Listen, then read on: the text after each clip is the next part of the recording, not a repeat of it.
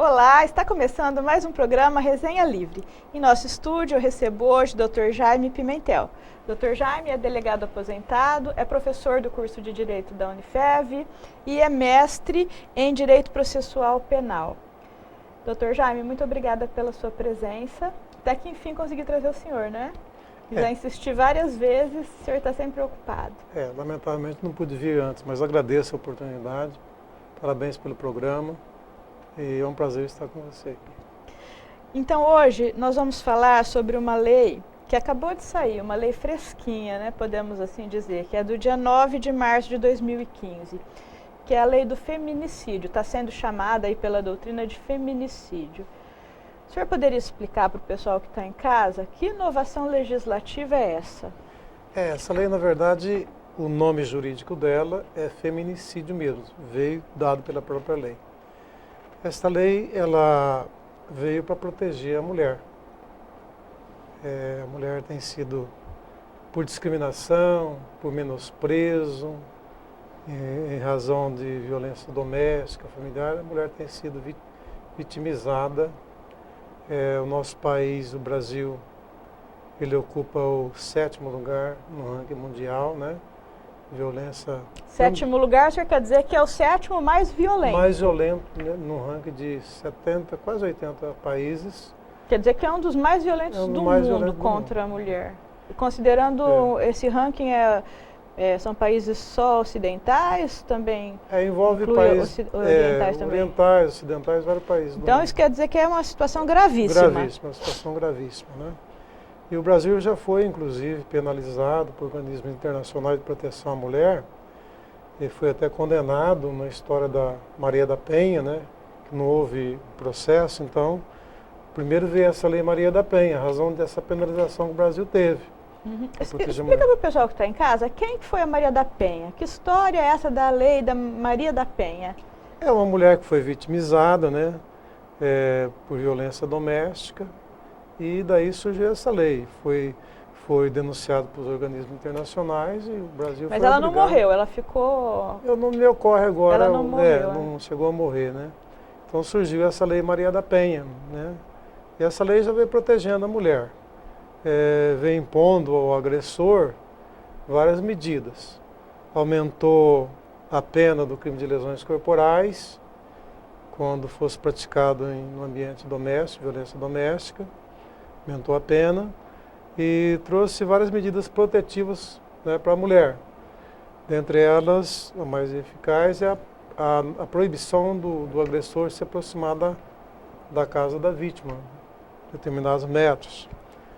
Mas essa lei não deu certo. Não surtiu efeito, né, tem ocorrido muita violência. Ajudou um pouco, mas não foi aquilo que foi esperado. Não foi o esperado. E aí então surgiu a nova lei. A nova lei. Que é do feminicídio. Ou seja, é uma qualificadora a mais para o crime de homicídio. A qualificadora significa que a pena é maior. A pena maior. A pena do homicídio qualificado, que é o caso do feminicídio, começa com 12 anos, de 12 a 30 anos. E além além da pena ser maior, ainda é previsto... É o dobro, né? É bem maior. É previsto na lei causas de aumento de pena, né? De 1/3 até a metade, ou seja, de 12 já vai para 18, ficar a metade, 18 anos. Quando a mulher vítima está grávida, nos 3 primeiros meses após o parto também aumenta a pena. Contra maior de 60 anos, contra mulher com deficiência, contra mulher menor de 14 anos. Também tem um requisito no inciso 1º que fala também é aumentada a pena se ela for morta 3 meses após o parto. Qual que é a razão dessa qualificadora ser aumentada a pena em razão dos 3 meses após o parto? Porque as outras a gente consegue entender, né, claramente. A que está grávida, a menor, a idosa. Essa do parto eu fiquei em dúvida, por que isso? Pelo que eu pude analisar, a intenção da lei, ratio legis, a razão dessa lei é o seguinte: é o período que ela está mais frágil, é o período que ela está em amamentação do bebê. Então tudo isso deve ter pesado quando o legislador colocou esse aumento de pena. Fragilidade dela, período de amamentação, né? Ô Jaime, uma coisa que é interessante, que eu já vi várias pessoas discutindo e que seria bom você esclarecer, é que esse crime cometido contra a mulher, ele só vai ser qualificado se o crime for cometido em razão dela ser mulher.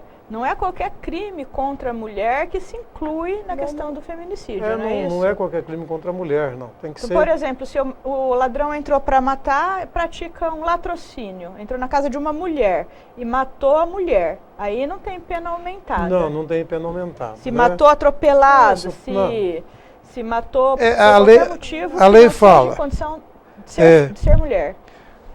Primeira regra, tem que ser mulher. É a razão do sexo.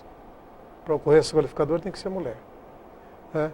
Segundo lugar, olha, tem que ser violência doméstica ou familiar. Por então relações aí vamos domésticas. Ver. Qual que é o conceito da violência doméstica e qual é a familiar? A violência doméstica é quando coabita no mesmo lar, certo? Razão de coabitação. Pode até ser uma empregada doméstica.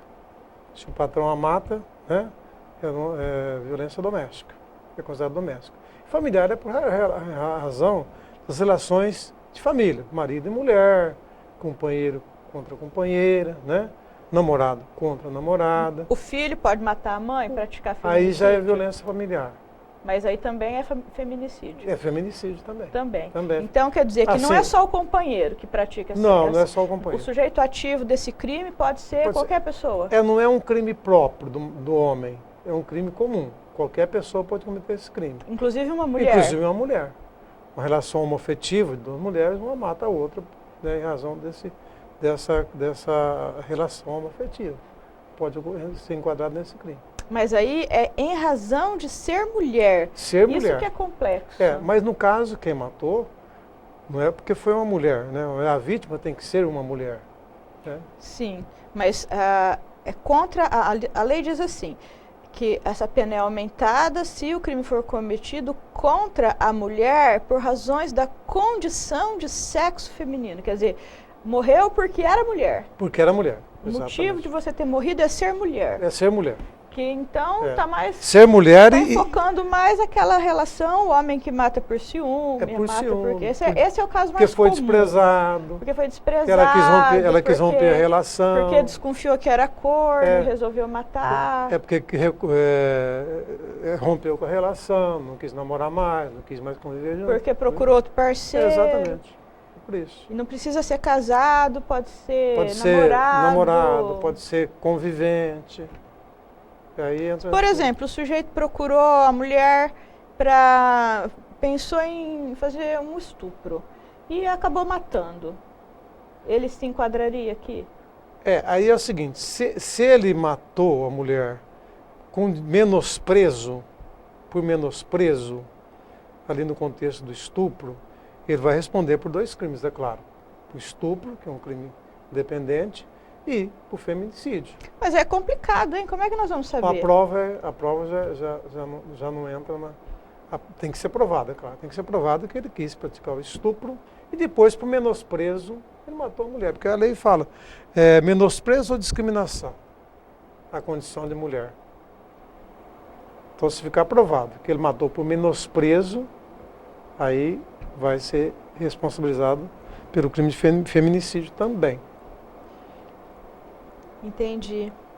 Mas você não acha que vai ser muito complicado isso aí, na prática, para se definir as situações fáticas que essa qualificadora vai ocorrer? A situação fática já fica na área do processo penal. Vai depender de prova, é claro, né? O juiz, ele se convence através de provas. Quero dizer o seguinte, não é outra lei que não vai virar nada? Não, eu acredito que vai virar sim. Se bem que nós já tínhamos no Código Penal, no artigo 121, no homicídio, as qualificadoras que poderiam entrar nesse caso do feminicídio, né? Ora, nós já temos um motivo fútil. É isso que eu tenho Nós visto, temos várias motivo, críticas dizendo nós temos que já o motivo fútil já seria uma qualificadora. um motivo torpe, né? Que poderia, eu mato uma mulher por menosprezo, isso é um motivo fútil, já está na lei, né? Mas o legislador quis reforçar mais a proteção da mulher. Eu já ouvi dizer que a lei, quando eu vi pela primeira vez, eu achei interessante, porque a gente acompanha realmente o Brasil uma verdadeira calamidade com relação à violência contra a mulher. Então, não há dúvida de que alguma coisa precisa ser feita. Mas o que eu questiono, no momento que eu vi a lei, e eu achei algumas coisas um pouco estranhas. Em primeiro lugar, a dificuldade de você definir o que é esse tal de menosprezo à condição da mulher. Eu acho que aí vai ter muitas válvulas de escape. E em situações que realmente houve, né, essa tipificadora, vai ser difícil a prova, a questão da prova vai ser complicada. Depois também já havia uma outra qualificadora que poderia se ajustar. Então me dá a impressão que a lei, ela corre o risco de ficar realmente, ser algo só ideológico, ou pior, né, para dar uma aparência de que alguma coisa está sendo feita. E que na verdade não está sendo feita de forma a coibir a violência contra a mulher. Na verdade, o nosso legislador ele acaba criando leis de acordo com os anseios populares, né?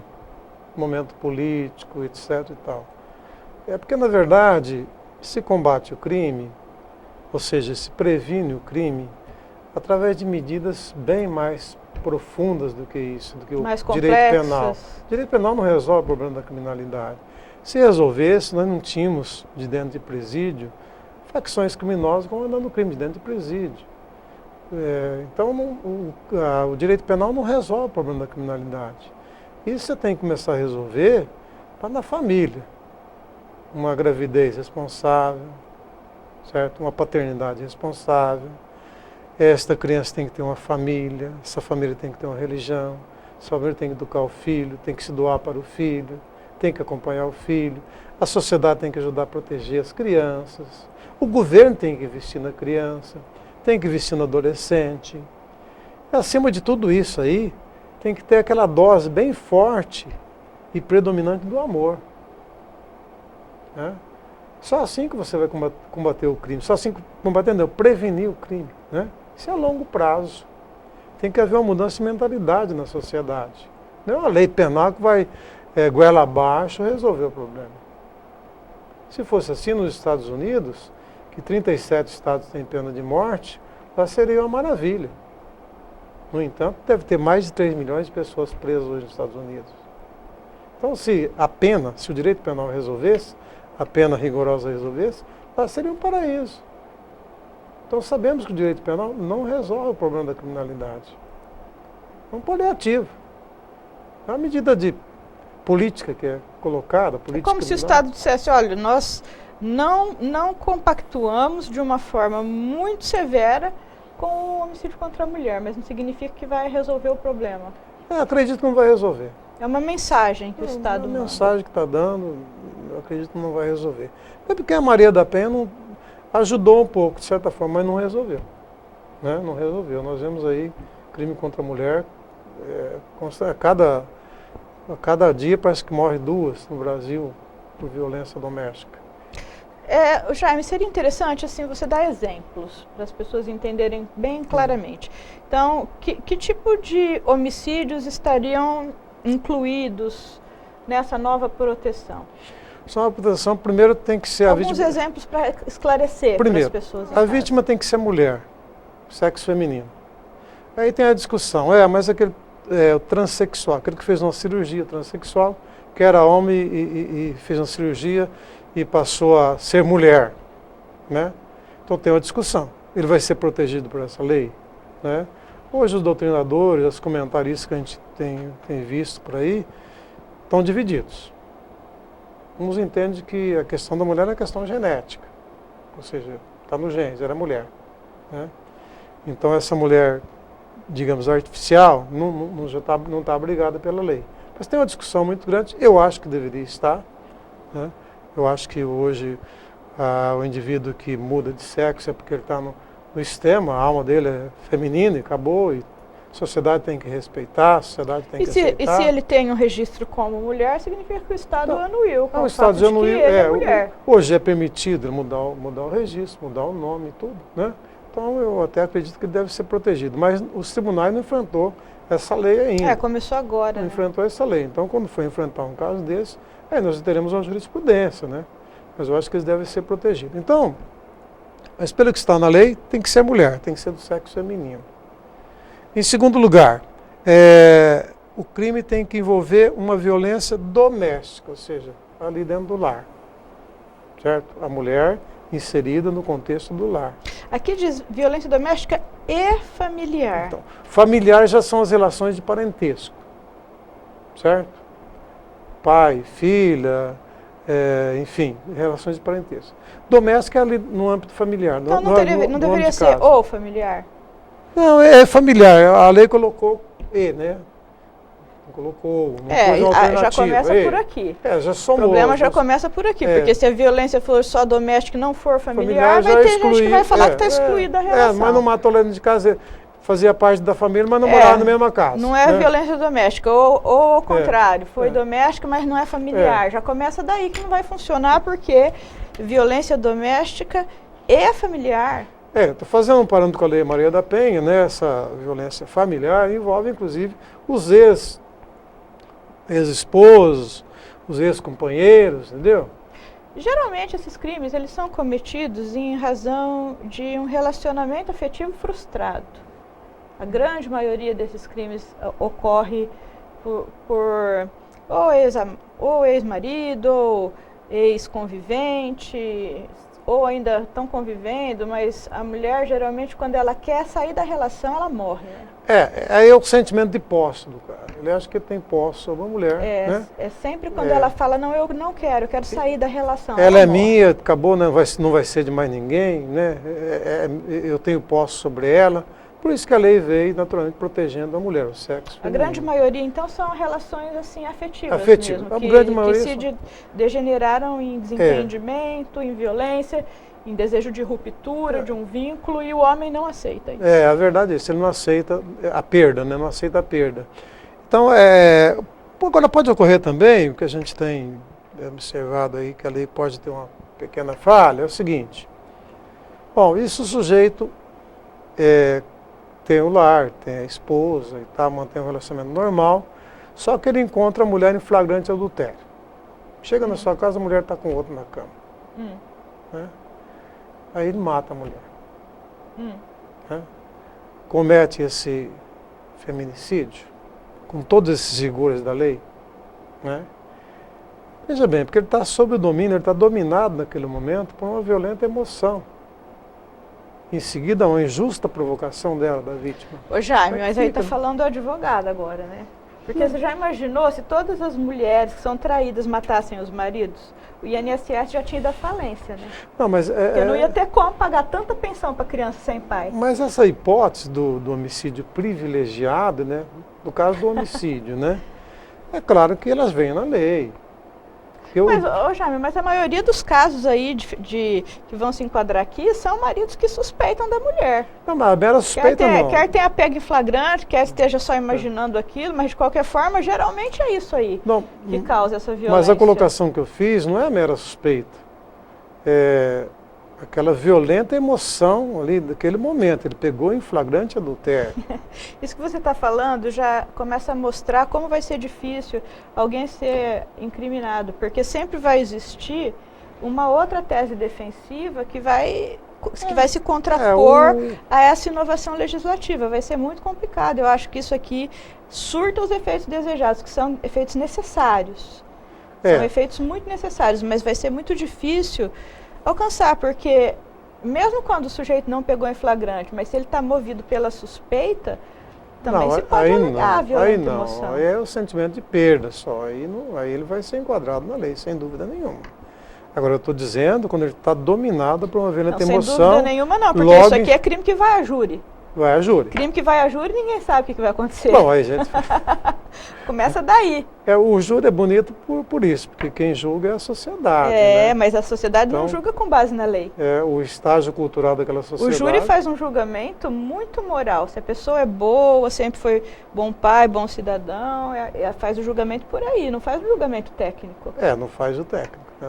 A verdade é essa. Mas qualquer pessoa sabe que o domínio de uma violenta emoção, que envolve o estado psicológico, né?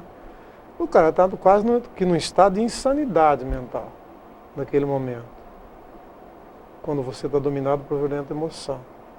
Né? Então, é difícil você penalizar um indivíduo que naquele momento ele não tinha capacidade de autodeterminar, estava dominado por uma violenta emoção. O legislador ficou com medo até de tirar a culpabilidade dele e deixou lá como um privilégio, homicídio privilégio, com a pena diminuída. Né? Então, por isso que eu faço a colocação do flagrante adultério, né? No ambiente familiar. Né? No ambiente familiar, a gente encontrou a mulher ali na cama dele com o outro. É um ambiente familiar. Enquadra aqui no feminicídio. Mas quer dizer que se não estiver na casa dela, não é a mesma... não faz sentido isso. Eu estou falando um exemplo bem bombástico, né? Bombástico. Que é bem comum também. Para quem está ouvindo, saber. Porque encontrou em casa cidadão honesto, trabalhador, casado, cuidar bem da família, chega lá e ele encontra uma cena daquela. Era muito mais fácil ir embora e largar da mulher do que matar, né? Sem dúvida, você pensando de muito longe... mais inteligente. Você pensando de longe... claro que seria isso. Aí tem um problema aí. É que o homem, ele acha que quando ele é traído, que a honra dele foi afetada. Isso é uma falta de raciocínio, né? Porque quando uma mulher trai um homem, ela maculou a própria honra, não a do homem.